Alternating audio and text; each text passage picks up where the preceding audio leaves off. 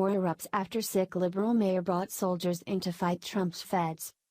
Gun-controlled Chicago surpassed 600 homicides for each of the past 2 consecutive years. The city first surpassed 600 homicides last year in 2016, ending the year with nearly 800 dead and some 4,400 shooting victims. That was an increase of more than 287 homicides and an increase of nearly 1,500 shooting victims from 2015. 2017 has seen a decrease in homicides in Chicago with 658 homicides for the year to date with a total of 3,471 shooting victims, but the year is not over yet. Chicago has also long been known for having some of the strictest gun control laws in the nation. The city banned handgun ownership in 1982 and over the next 10 years witnessed a 41% spike in the number of murders.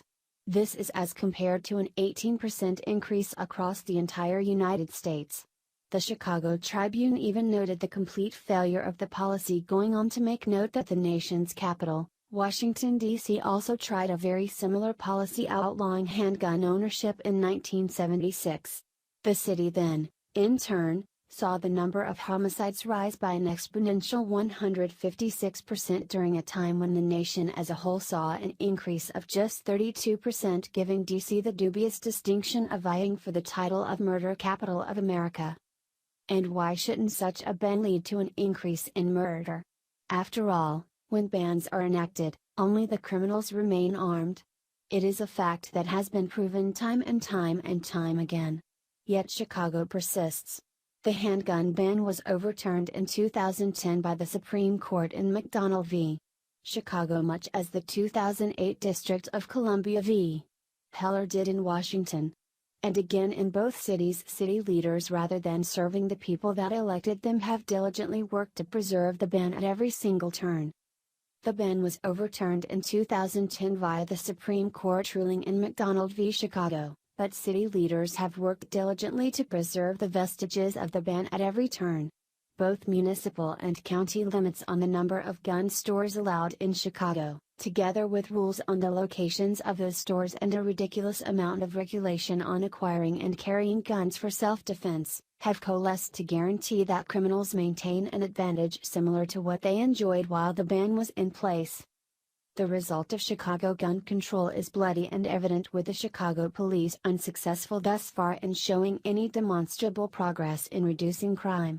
Yet rather than allowing the city to arm themselves to fight back against the violence that is slaughtering the good citizens of Chicago caught in the crossfire, or holding those that commit crimes justly accountable for their actions, Cook County Commissioner Richard Boykin is proposing this preposterous plan to seek international help by appealing to the United Nations to meet with minority communities. He flew to New York on Thursday to discuss what he described as a quiet genocide in Chicago's Black community with the UN's Assistant Secretary General for Peacebuilding Support, Oscar Fernandez-Trinco.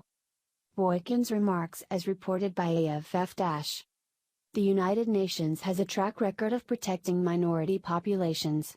There was tribal warfare between the Tutsis and the Hutus in Africa, and they deployed peacekeeping troops there to help save those populations and reduce the bloodshed.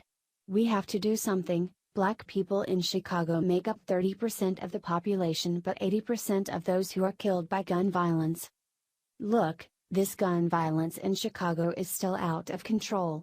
Quite frankly, we've got too many young people of color who are being killed by gun violence.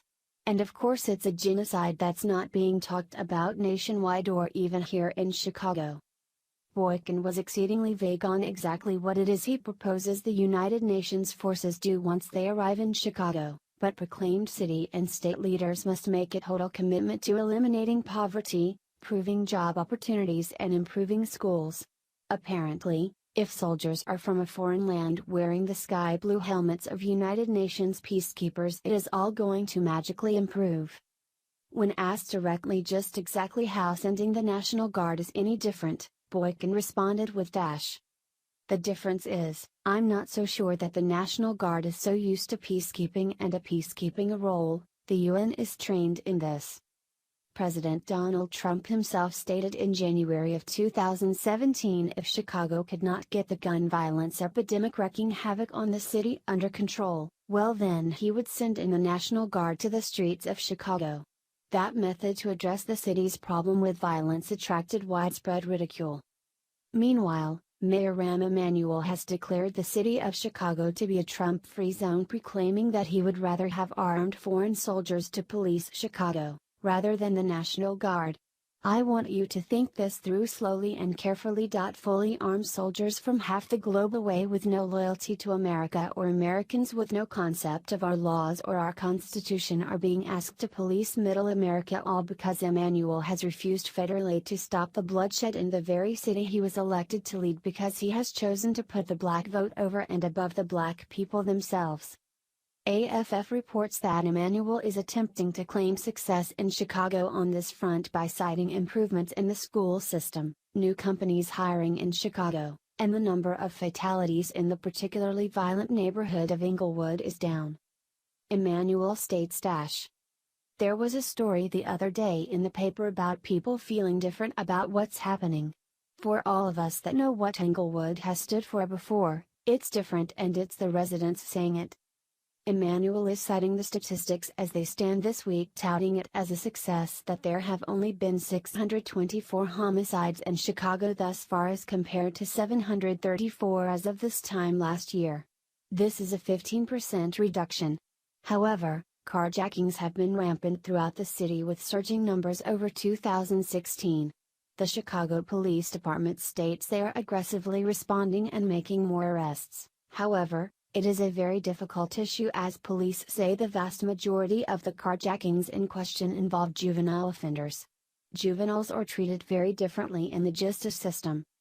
Emanuel claims the city plans to add over 1,000 new police officers to the city's police force, as well as adding additional after-school programs serving an additional 115,000 kids, a summer jobs program to serve an additional 31,000, and another 7,500 to be added to mentoring programs.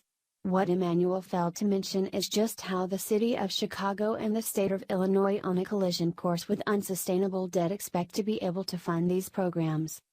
Emanuel states of his intentions to add these programs. The goal is to make sure that we are not only reducing gun violence, but then giving our kids access to the type of mentoring and support so that they have a different choice in life.